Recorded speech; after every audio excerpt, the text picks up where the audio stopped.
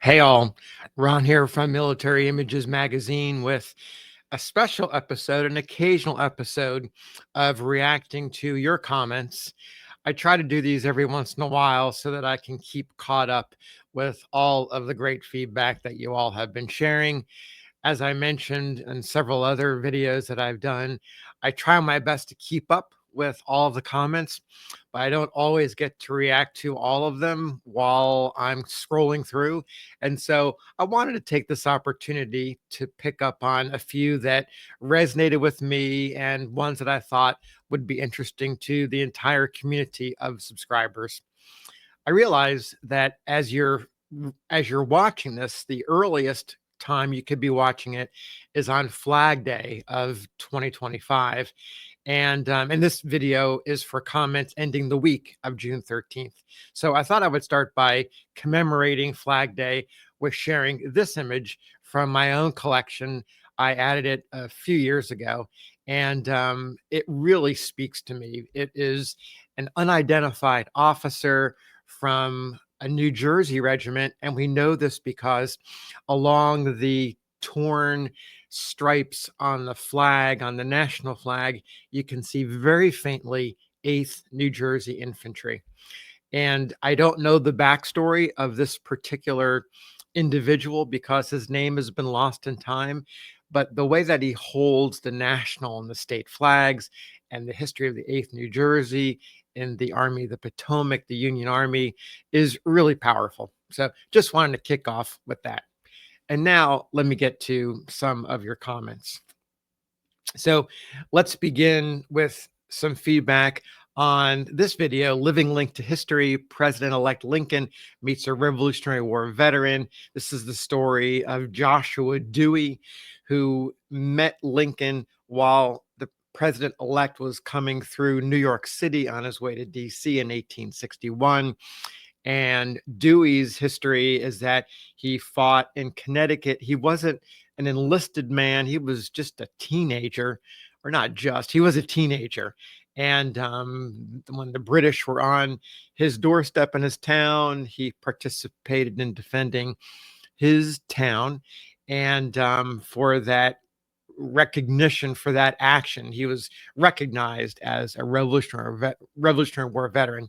He voted in every presidential election from George Washington through Lincoln, died in 1864.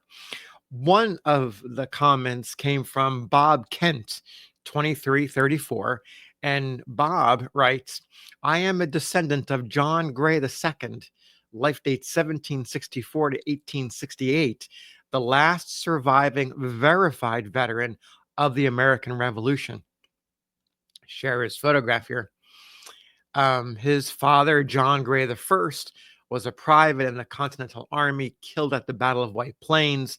Bob goes on to say veterans' benefits did not exist at that time. John Gray's wife and 8 children existed on little more than a sack of cornmeal. Both John Grays were occasional employees of George Washington at Mount Vernon. They lived close by. At the age of 16, as a member of the Fairfax County, Virginia militia, John Gray II took part in the siege of Yorktown. He later moved to Ohio. In his political views, he was described as pro-Lincoln and an uncompromising abolitionist.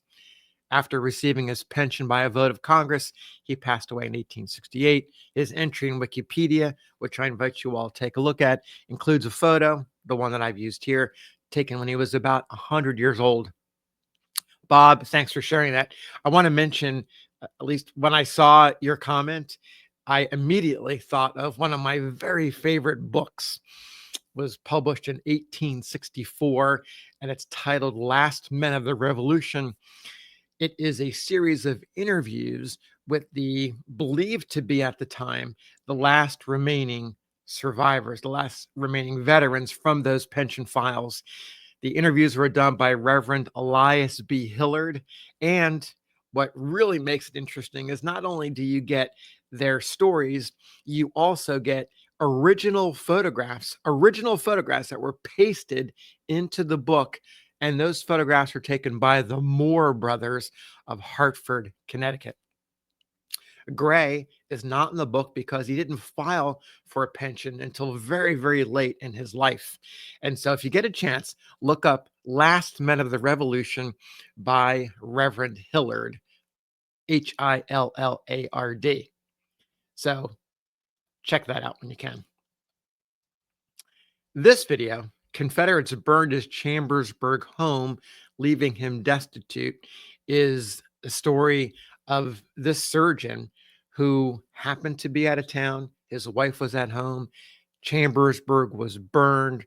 In his absence, he gets back. He finds the city in ruins. His wife is okay. He then joins the Union Army as a surgeon as a result, partly as a result of his experience in losing his home. And those of you who are familiar with the burning of Chambersburg in 1864 know that it was also part of McCausland's raid. John McCausland leading Confederate troops into Pennsylvania. There was a lot of activity in that area during that time, and there's a bunch of reasons to explain why. I received a comment from C.E. Januzzi with a theory that I hadn't heard before, and I want to share it with you. It goes like this: Chambersburg, Pennsylvania, not to be confused with Chambersburg, New Jersey, was associated with the memory of John Brown, as Brown had used it as a planning base for his raid on Harper's Ferry. It was also associated with Congressman Thaddeus Stevens, an abolitionist with political clout. This added to the reasons why the Confederates burned it. They were going to destroy the rail facilities anyway, so why not exact some punishment on a town with those associations? Knowing the area like I do, I was born in Chambersburg on July 30th, the date of the burning, in that the area was probably heavy with copperheads than abolitionists. The Pennsylvania German element would have been anti slavery, though, but the country did vote for Lincoln in 1860 by a pretty good majority. Now, I looked into the theory by C.E. Januzzi, and I have to say that I found no credible evidence that part of the motivation by McCausland or the Confederate troops in the area was partly in retaliation for a connection between the John Brown raid. By the way, Frederick Douglass and John Brown met in Chambersburg, so there is a direct connection there, or at least an adjacent connection as a result of the meeting. But I didn't find any evidence that supports the idea that the Confederate raiders would have burned Chambersburg as a result. But it seems like it could be plausible. Among all of those Confederate soldiers, they were certainly familiar with the John Brown raid. And when I look back at newspapers and books from that period, every tiny detail of the John Brown raid is explored, and certainly it is possible that that could have happened. Anyway, it's a topic that's worthy of further discussion. I'll look into it again, see if I can find anything more, and if I do, I'll share it here. Now, next video that I want to comment on, this is General Lee discusses why he lost at Gettysburg. You may recall this video shares the notes of William Allen. He was a mathematics instructor at Washington College, today Washington and Lee University, while Lee was president of the college. This is late 1860s up to Lee's death. And so the video is a reading of Allen's notes about a conversation he had with Lee, where Lee talks about that loss. And I want to share a comment that comes from France, or at least it was written in French, and I had to use Google Translate to be able to transcribe it to English because I am not a French speaker. I studied Spanish, not French, when I was in high school and college. So this comment comes from Michael Robin 4508, and the translation, if it's accurate from Google, says the picket charge is madness on the third day. I know Bonaparte did the same at the Pont d'Arcole, but it was a surprise attack and not a major charge. Otherwise, on the first day, Meade's army was not grouped. Lee could beat the Army Corps one after the other. He was not informed because his cavalry was absent. It's an interesting thought, and I wanted to highlight it here because oftentimes, at least I'll speak for myself, when I think about the Civil War and I think about the battles and think about the strategies and think about what happened as they were played out on the battlefield, I often equate it to American battles. But I do know that all of you students of the Civil War and students of military history, all of you who are way more knowledgeable than battles than I am, will oftentimes think of battles from world history. And so Michael Robbins' comment got me thinking about all the battles in world history. I did a little looking in the Pont d'Arcole, that's D or D accent Arcole. It involves Napoleon. It involves a charge on a bridge, relatively small affair. There's an amazing painting, which I invite you to look up. You can check it out. It's easily searchable on the internet, and shows Napoleon grasping the flag. It's quite dramatic as part of this larger scene. Anyway, it was a victory by Napoleon and the French Republic over the Habsburg monarchy of Austria in November of 1796 during what was the War of the First Coalition, part of the larger French Revolutionary Wars. So, Michael, I appreciate the reference, or it might be Michel, Michel. I apologize if I am mispronouncing your name, but I do appreciate the reference to battles from other parts of the world, which help us to think about battles of the Civil War period. Next video, the Shahola tragedy. Confederate POWs and Union Guards die en route to Elmira. You may recall July 14th, 1864. It's an accident involving a passenger train traveling from the Confederate prisoner of war camp at Point Lookout, Maryland, with nearly 1,000 individuals aboard, 844 Confederate prisoners, 125 Union Guards, plus the train's crew. They're all headed to Elmira. There's a collision with a coal train, leaving many dead and wounded. 5 Confederates escaped, and that prompted a comment by Dennis 2376. And Dennis asks, is there a marker or something about the train wreck and the lost lives, civilians and soldiers? Thank you. So, Dennis, thank you for your comment. I thought about mentioning this while I was doing the video, but at the very end, I decided to leave it out, just mostly for time. But there was a monument erected in 1911, and you can find it in the Confederate section of Woodlawn National Cemetery in Elmira, which is where a lot of those Confederates who died at the prison were reinterred after the war. And the monument is quite nice looking, quite a handsome monument, and it's got 2 sides. And I'm taking this information from a web page that describes the monument. It says on the Union side, it's got 2 sides, Union and Confederate, commemorating the tragedy. And it says on the Union side, it says to the memory of the following soldiers, privates. There's 9 names altogether, in the 11th Veteran Reserve Corps, comprising the Union Guard who were killed with their Confederate prisoners of war in the railroad accident near Shahola, Pennsylvania, July 15th, 1864, whose identified remains, together with those of the Confederate prisoners, have been removed to this cemetery. On the other side, the Confederate side, it says, to mark the burial place of 49 Confederate soldiers who, while prisoners of war, were killed in a railroad accident near Shahola, Pennsylvania, and whose remains were there buried, but subsequently removed to the federal side of memorial. And then it lists all of those Confederate prisoners who died in the tragedy. So thanks for asking that question. Always appreciate the opportunity to be able to share additional context. I should also say I had no idea, I'd never heard of this accident before. And so it was very sobering to be able to read about the story and to realize that it's one of the largest rail disasters in U.S. history. So, got one more for you to share. And this comes from the most recent video that children's letters about their Civil War dads.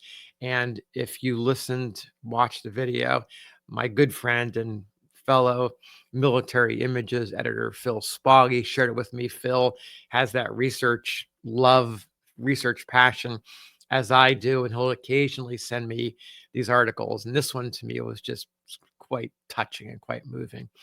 And the backstory, it's a National Tribune in Washington, D.C., serving the Civil War veterans and their families with news and information.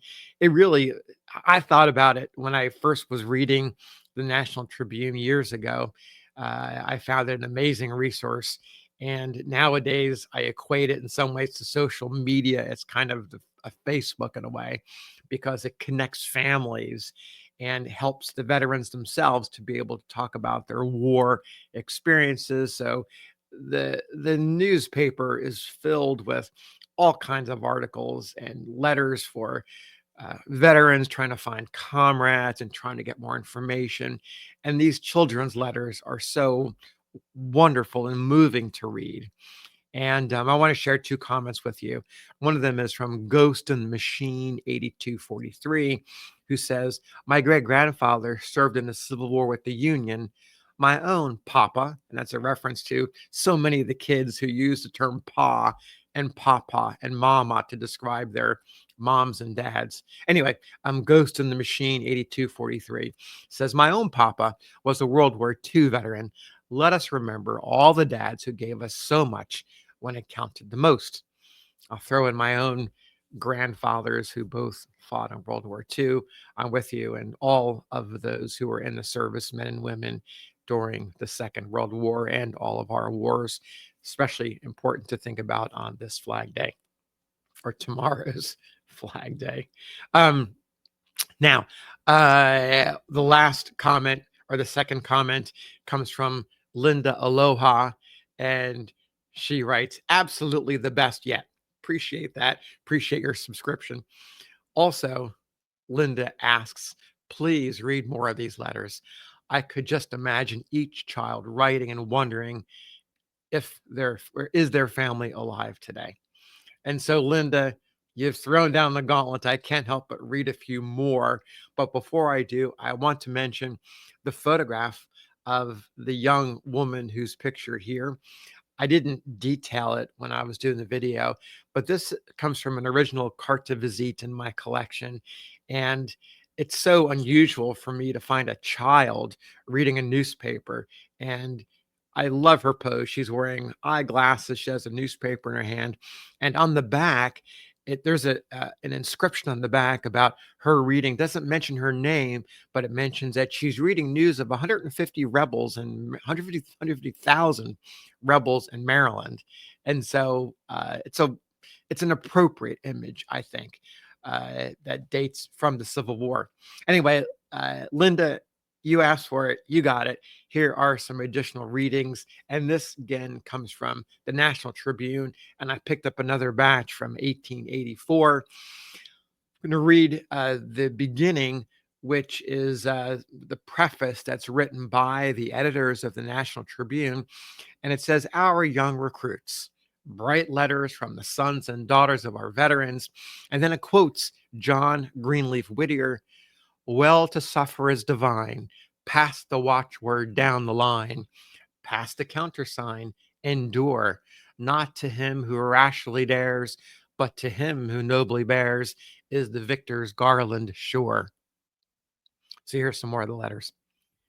Willie Bowman, Hazleton, Pennsylvania writes, my papa has taken the National Tribune nearly 5 years, and I think it is the best paper that I ever was.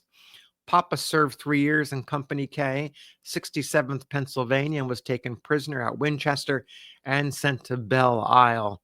He was wounded at Spotsylvania. Grandma and uncle were in the war too. I have a brother, George, who was a little pet. I write the Dear Tribune that you may know I take an interest in doing all I can for such a splendid paper.